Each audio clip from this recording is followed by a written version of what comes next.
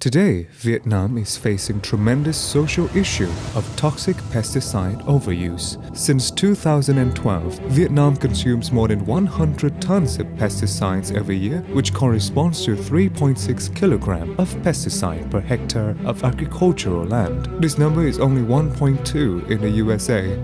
More alarmingly, most of these pesticides are toxic chemicals, and up to 40% of farmers use them without a correct procedure.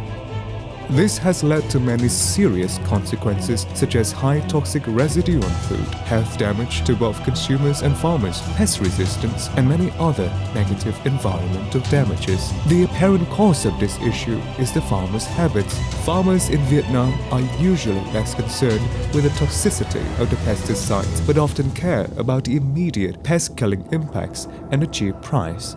But are they to be blamed? After in-depth market research, we realized the real root cause is that the farmers lack the opportunity to access safe and efficient biopesticides at reasonable prices, while the market is flooded with toxic but economical options. Another itching social issue is the diminishing of neem forests. Neem trees are very important to the ecological system, keep underground water, prevent soil erosion, and help people survive in extremely dry conditions.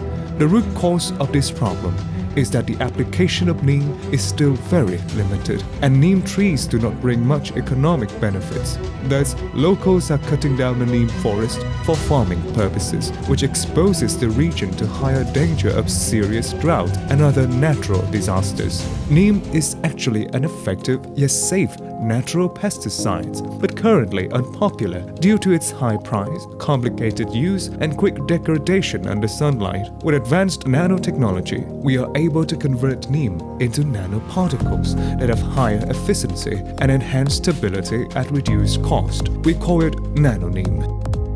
So what are the potential social impacts of nanoneem?